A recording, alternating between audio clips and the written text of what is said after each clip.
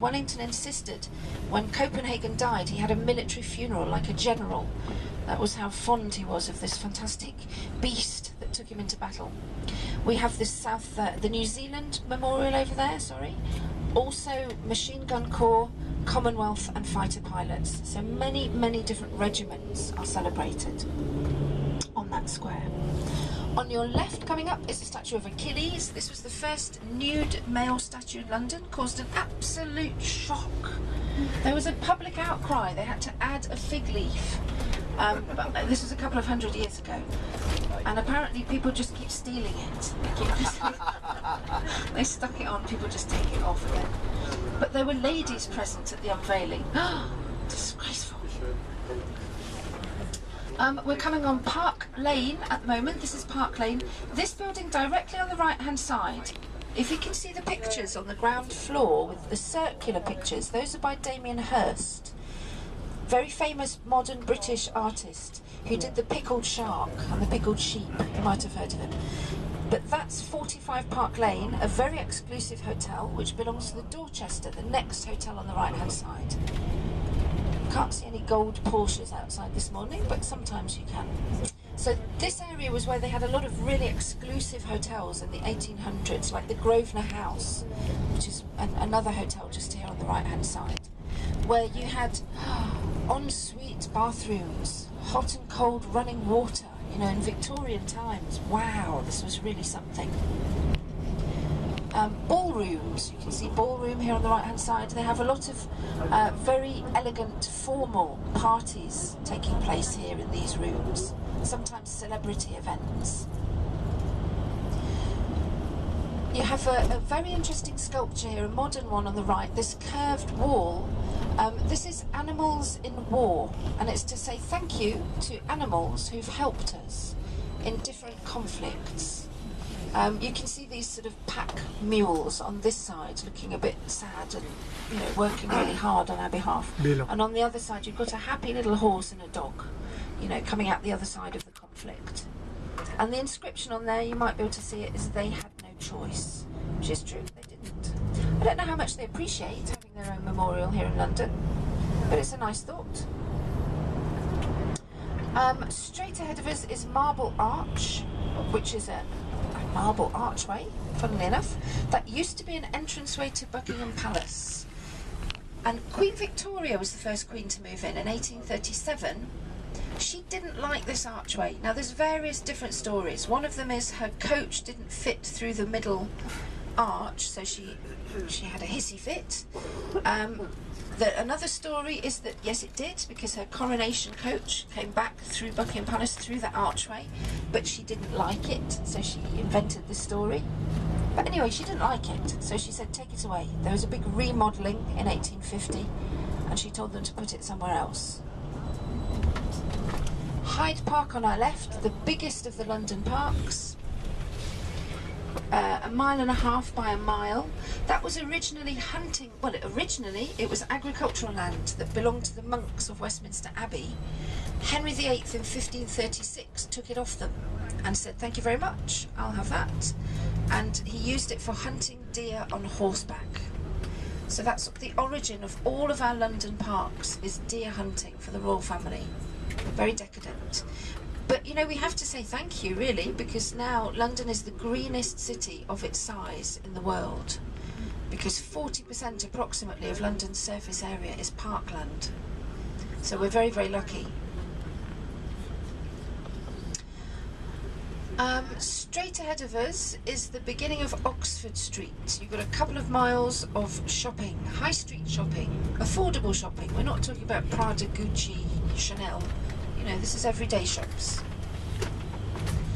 270 red buses come up and down this street. Not every day, every single hour.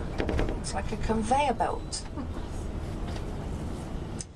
It is a good place to come shopping, especially, well, if you don't mind doing it with about 1 million other people. It can get a little bit crowded, but it is a very good place. For example, Primark on the right here.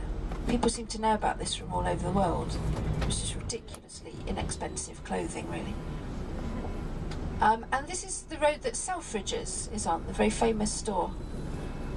beautiful, beautiful shop. That is a little bit more high-end shopping. In this area there are also lots of lovely squares, residential squares. We started building things like residential squares in the 1700s. It was when a lot of London was countryside, really. You know, up until the mid to late 1700s, London really was just this square mile, the old London, with a little overspill.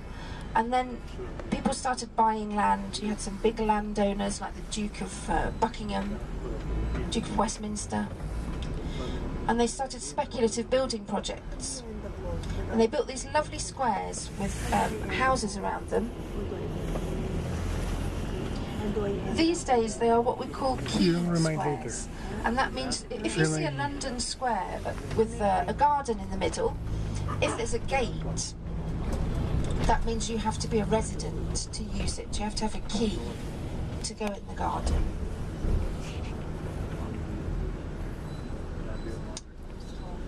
This square, for example, I don't think you need a key. This is not a key square. And really, this part of London was very expensive. Was central and slightly north. So this is a very elegant, expensive part of town. We're quite close to the British Museum, for example. Bloomsbury. Bloomsbury was connected to writers. A lot of our famous writers lived in this area. Artists.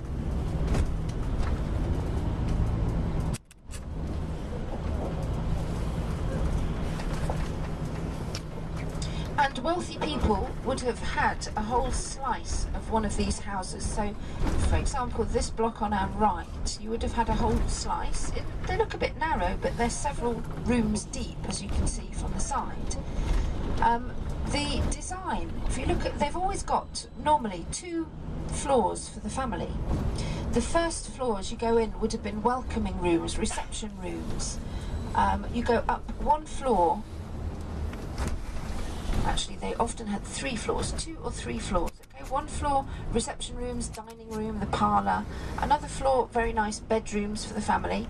And then downstairs, you can see there's always a basement room or a basement area. This was where you put the servants. That's where the servants lived. You didn't want your guests seeing those nasty service people. Ew. And the service rooms, like the kitchen, the laundry, you hid them away from public view. But this design gives you natural daylight. So they've got windows, daylight. And you'll also see, if you look at the top of the buildings, there's normally an attic room, a little attic space. And these small attic rooms also would have been maids' quarters. It's also where the nurseries were for the babies and the nannies.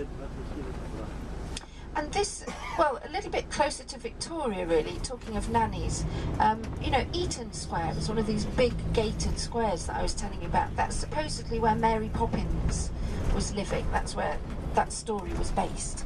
And also upstairs, downstairs, if you ever saw that very popular British show from about 20, 30 years ago, way before Downton Abbey. It was a kind of very early Downton Abbey. About the upstairs would have been the rich people, and downstairs the servants. Talking of the British Museum, by the way, if you do want to go to any of the major London museums, they are free. That includes the British Museum, the Tate, the 3 in South Kensington, Science Museum, Natural History, Victoria and Albert. On Trafalgar Square, you've got the Portrait Gallery and the National Gallery for painting. And all of these galleries are free of charge. The only thing that you will pay for is special exhibitions. For example, the Natural History Museum is doing a special exhibition about the history of man, you know, ancient Britons, Stone Age. The Victoria and Albert has a special exhibition about Italian fashion. So you have to book and pay for those exhibitions, but otherwise you can just, it's great. You can just walk in, spend an hour, a couple of hours, and go back whenever you want.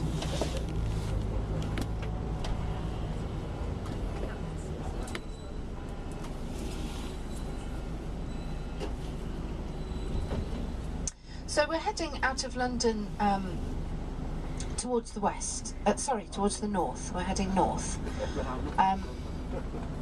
Our first stop is going to be Warwick Castle. This has been described as Britain's best castle, and I can see why. It's a fantastic castle. If you have an idea in your head of what a typical English castle looks like, it probably looks like this one. It's on a mound, on a hill, it has a moat around it. It's a very, very pretty castle, and originally it was a defensive castle, so it was built by William the Conqueror. I'll tell you a little bit about its history later on. We're going to be there probably about an hour and a half, maybe slightly over. I'll take you to the entrance and walk you up to the castle, which is literally 3 or 4 minutes walk. We get straight in as a group, we have priority.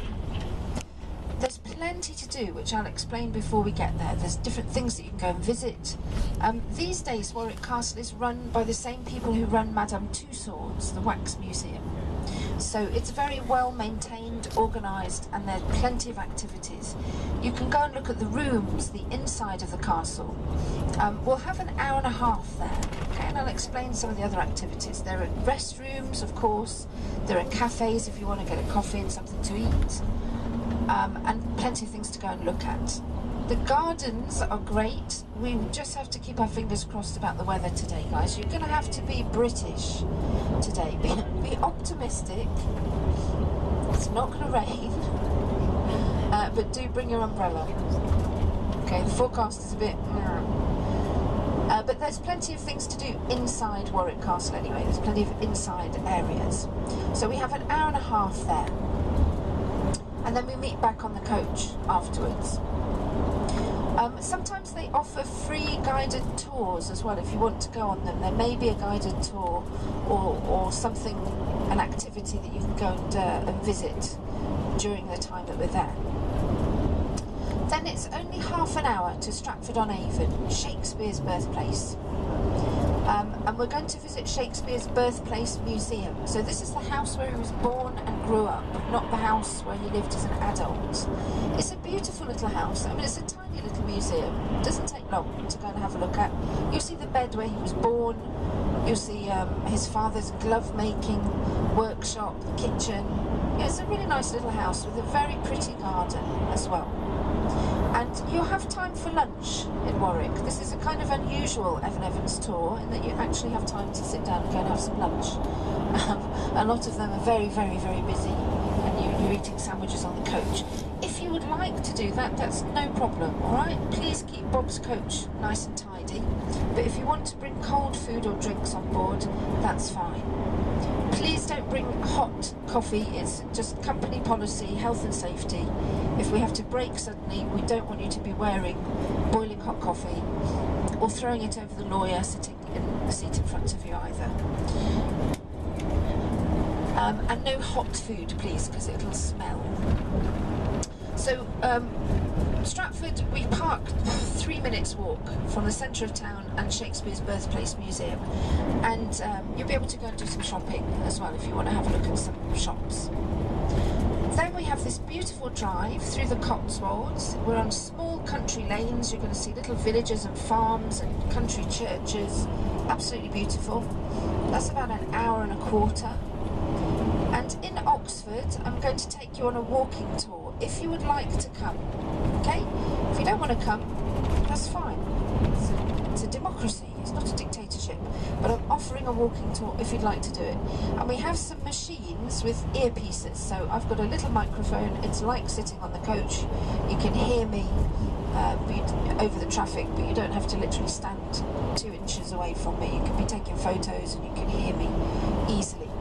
And the walking tour will show you some of the really beautiful university buildings, like the Bodleian Library, for example, and some of the colleges, some of the university colleges.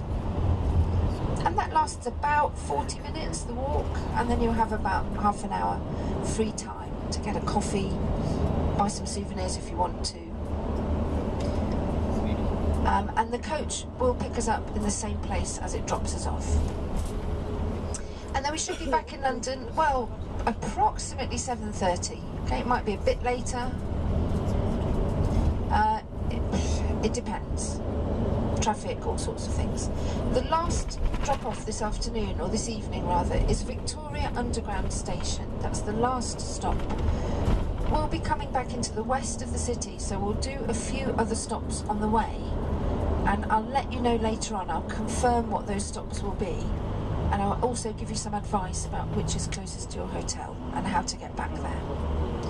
But the last one, the furthest east that we come, is Victoria. So that's it really. It's a lovely day. I really like this day trip. It's really quite relaxed. You're not going to Windsor Castle where there are millions of people. You're not going to Stonehenge where there are millions of people. You know, it's quite quiet, relaxing and enjoyable. And they're just great places. The 3 places that we're seeing are very different and very, very interesting. And you get the added bonus of some lovely English countryside as well. So there are just, most of you have already paid for your tickets. There's just a couple of people that I need to speak to, and let me know if you've got any questions, okay? Otherwise, feel free to relax. Permission to relax. How is the temperature? Okay? Yeah, it's okay.